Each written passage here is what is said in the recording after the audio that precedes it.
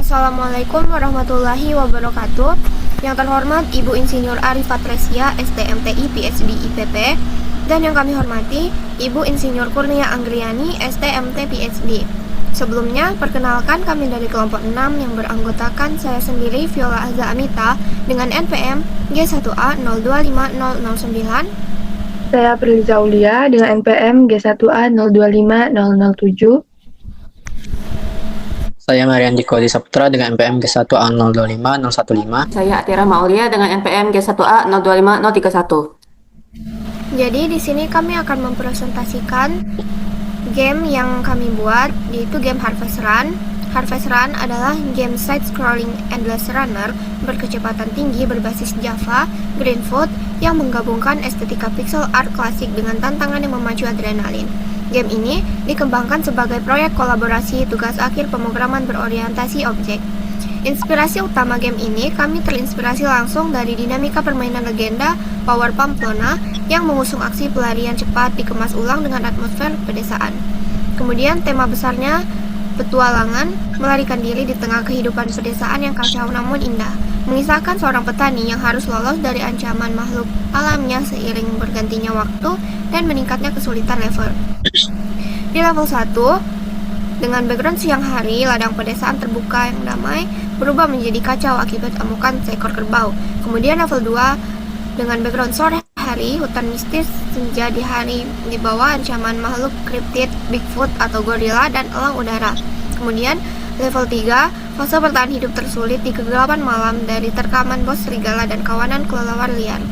Selanjutnya, untuk demonstrasi game akan dilanjutkan oleh Aprilza Aulia dan Mario.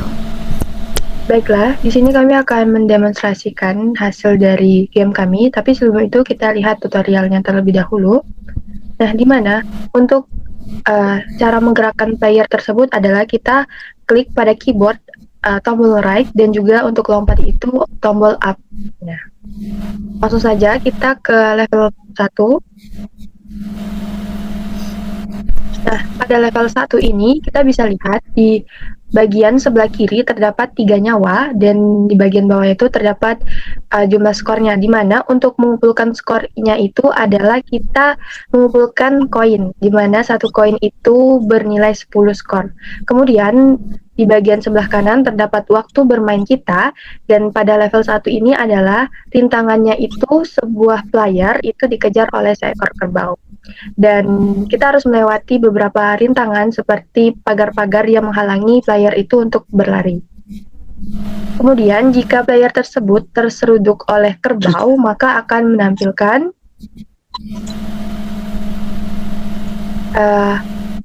waduh, kamu terseruduk dan juga nyawanya berkurang 1. Dan ketika kita game over itu bakalan muncul tampilan game over seperti ini. Nah, pada tampilan game over ini kita sebenarnya bisa mengulang kembali game kita atau bisa langsung keluar. Untuk tampilan game overnya seperti ini. Tapi jika menang, kita bisa lihat tampilan menangnya itu adalah kita bisa langsung klik skor misalnya. Nah, di sini kita bisa lihat di halaman menangnya itu terdapat skor yang kita dapat. Kemudian kita bisa next levelnya ke level kedua.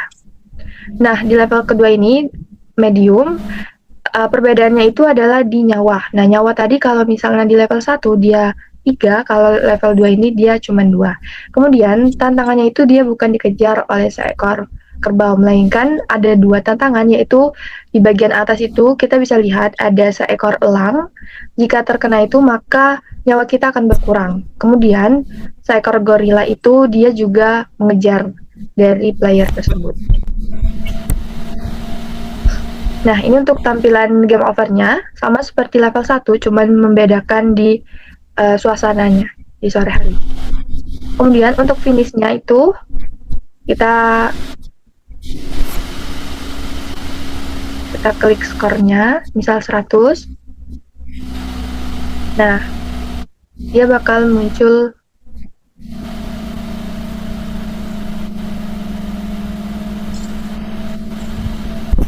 Lalu seperti ini. Kemudian kita bisa langsung next level ke level terakhir, yaitu level 3. Di level 3 ini suasananya menjadi malam, dan perbedaannya itu kecepatan di level 3 ini lebih sangat cepat. Kemudian untuk rintangannya itu kita dikejar oleh seorang serigala, dan di atasnya itu juga terdapat kelelawar, dan kelelawarnya itu muncul bukan hanya satu saja tapi banyak gitu. Untuk rintangannya sama, masih melewati pagar-pagar, dan jika sudah habis nyawanya maka akan game over. Seperti ini tampilannya. Dan jika menang pada level ketiga ini bakal menampilkan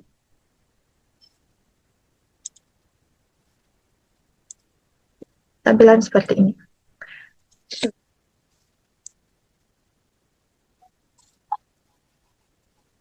Nah, kita kalau sudah selesai di level 3 ini bisa lanjut kembali ke home-nya.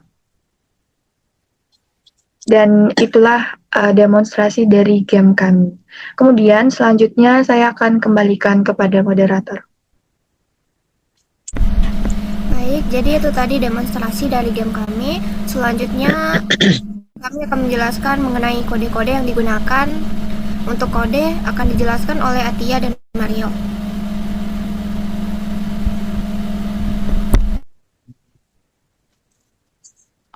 Baik, di sini saya akan menjelaskan bagian 1, yaitu dari subclass of world, yang artinya adalah dari kelompok dunia itu. Kepada Mario mungkin bisa ditampilkan di sini ada berbagai subclass dari world, seperti yang contohnya yang pertama adalah laman My World, yaitu berfungsi sebagai main menu utama game saat pertama kali dijalankan untuk mengakses tombol bermain, panduan tutorial, dan informasi pengembang atau credits. Dan pada konsep OOP di bagian pertama ini, di subclass My World ini dia menerapkan prinsip encapsulation atau enkapsulasi dengan mengisolasi komponen menu utama dan membungkus data audio menu secara mandiri. Lanjut ke subclass halaman game.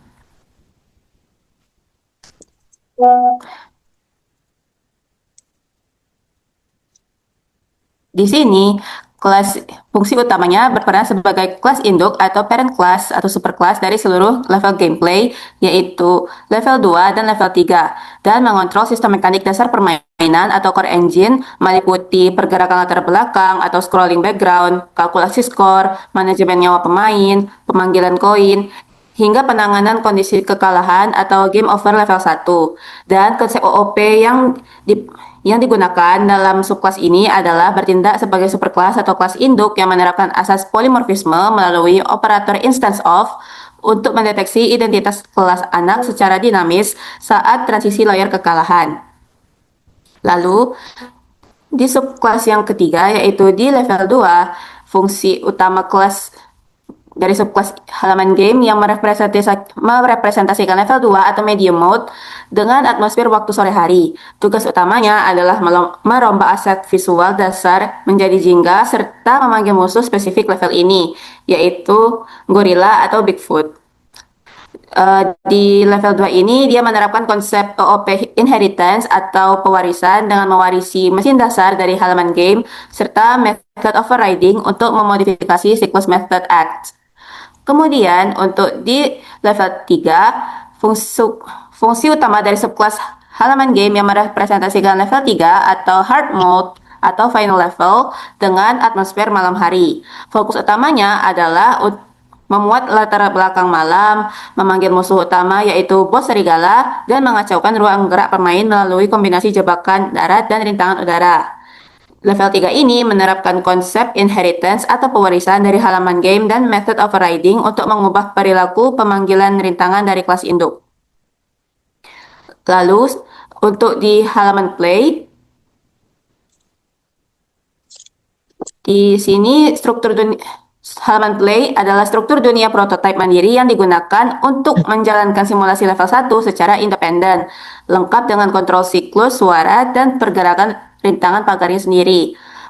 Konsep OOP yang digunakan adalah sebenarnya dia tidak menggunakan konsep OOP karena berdiri sendiri sebagai kelas otonom untuk mematuhi prinsip rekayasa perangkat lunak dalam mengisolasi modul pengujian aplikasi atau sandbox testing. Lalu, untuk di halaman tutorial dan halaman credits, berfungsi sebagai dunia antarmuka statis atau UI worlds, bisa mungkin ditunjukkan. Yang halaman tutorial memuat instruksi cara bermain, sedangkan halaman credits memuat informasi hak cipta dan tim mengembang. Konsep OOP yang digunakan adalah menggunakan mekanisme exception handling untuk menangani galat objek visual saat runtime tanpa merusak integritas kelas dunia. Lalu di halaman finish 2 dan halaman finish 3, mereka sebenarnya sangat mirip-mirip, yaitu berfungsi sebagai kumpulan dunia yang menangani kondisi kemenangan atau victory screen pemain di setiap akhir level. Masing-masing kelas memuat grafik bertema pencapaian level, yaitu siang, sore, malam, mencetak skor akhir di layar, memutar lagu kemenangan, dan memuat tombol navigasi lanjut. Konsep OOP-nya yaitu memanfaatkan konsep data passing melalui konstruktor untuk mengirimkan data skor antara objek dunia secara aman.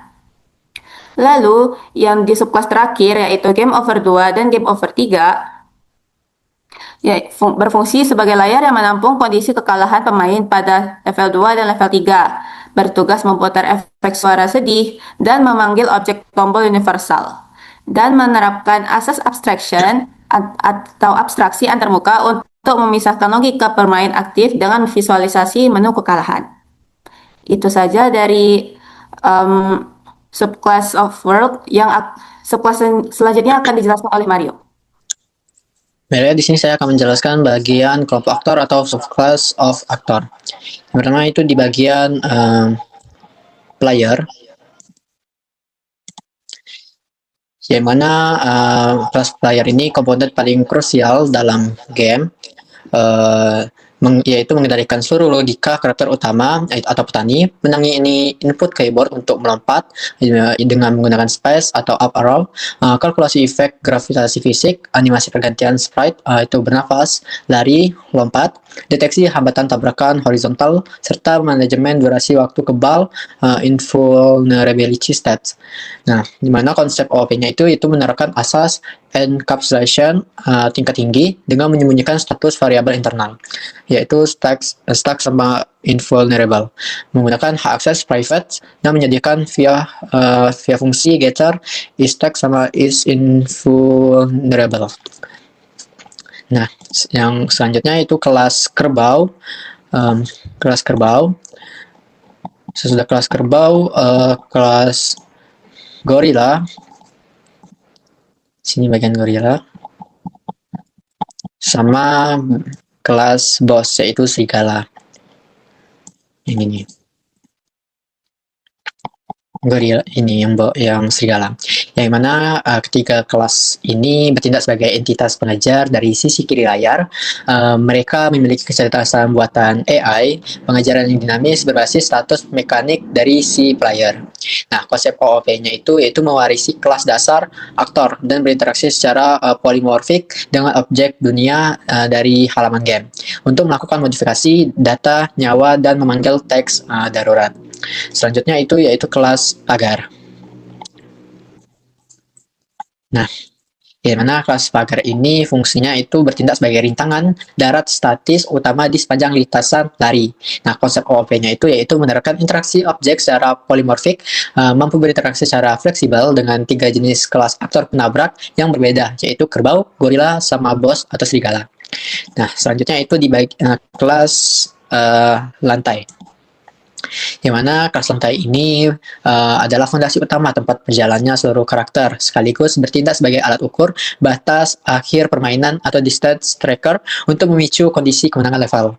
Nah, yang mana konsep OP-nya itu menerapkan asas Lucely-Conflict, hubungan longgar, yang mengontrol akhir lintasan dan memicu kehadiran bendera finish secara mandiri tanpa merusak alur kelas aktor lainnya. Nah, selanjutnya itu di bagian finish, yang dimana kelas finish ini berfungsi yang menandakan akhir dari sebuah level permainan untuk menghentikan seluruh pergerakan mekanik lari dari memicu dan memicu transisi dunia. Dan untuk OP-nya nggak ada. Lanjut ke game over. Yang mana game over ini adalah kelas objek after visual membawa pesan kekalahan pada level 1, yaitu di siang hari ketika jumlah nyawa pemain habis secara instan. Dan untuk OOP-nya juga tidak ada. Lanjut ke bagian kelas burung sama kelelawar. Burung, ini bagian kelas burung sama kelas kelelawar.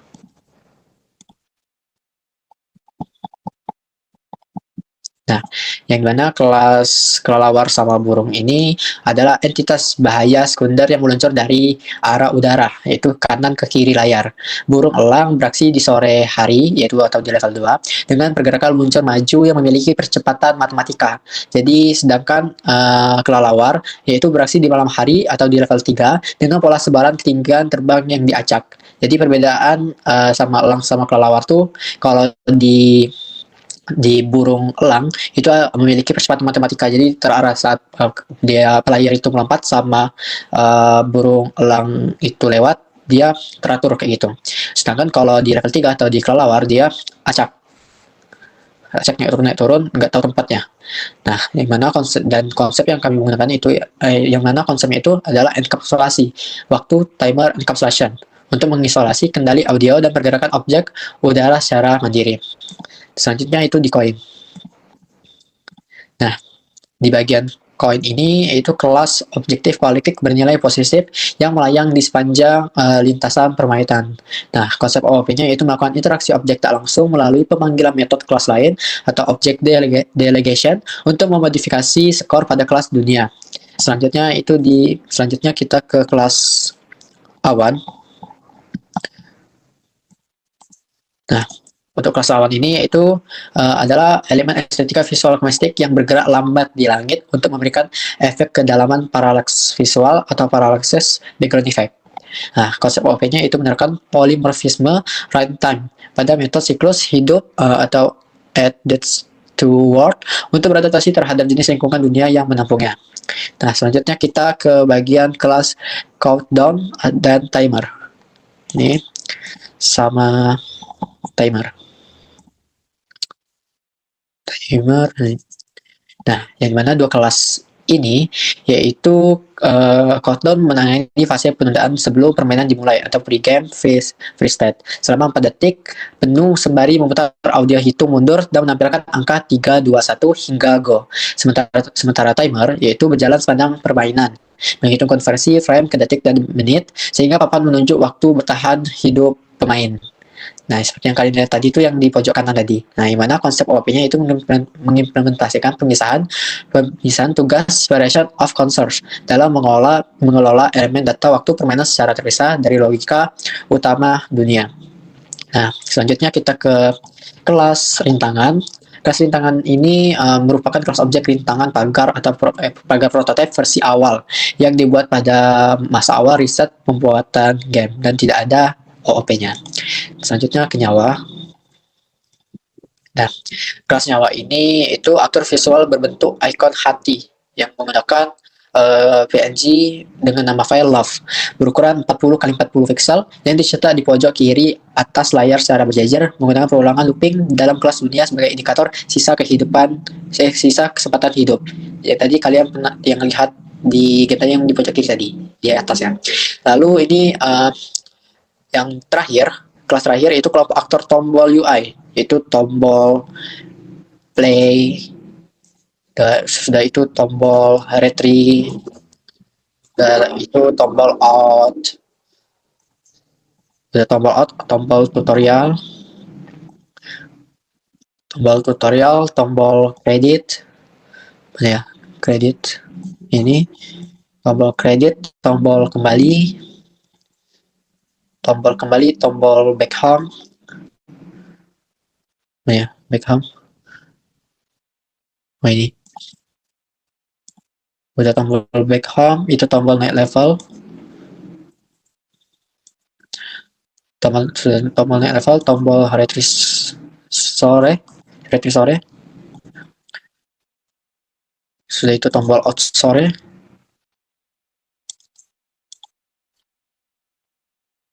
Sudah itu terakhir tombol mulai. Ini. Nah, jadi kelas-kelas yang sudah disebutkan tadi itu fungsi utama kelompok itu bertindak sebagai jembatan kendali antar muka UI Navigation Controllers, yang mana seluruh kelas ini memanfaatkan fungsi klik mouse untuk memicu perpindahan word baru, memutar suara, transisi, klik-klik, dan mengelola pembersihan audio sisa agar tidak terjadi kebocoran suara yang bertumpuk. Nah, konsep OOP yang digunakan itu menggunakan sifat polimorfisme pada pendeteksian klik mouse dan mewarisi fungsi penanganan event Greenfield secara terpadu. Nah, itu penjelasan dari saya dari subclass of actor. Saya kembalikan lagi kepada moderator. Terima kasih. Baik, itu saja yang dapat kami sampaikan. Sekian presentasi dari kami. Terima kasih atas perhatian dan waktu yang telah diberikan. Mohon maaf apabila masih terdapat kesalahan atau kekurangan dalam penyampaian materi. Kami tutup. Assalamualaikum warahmatullahi wabarakatuh.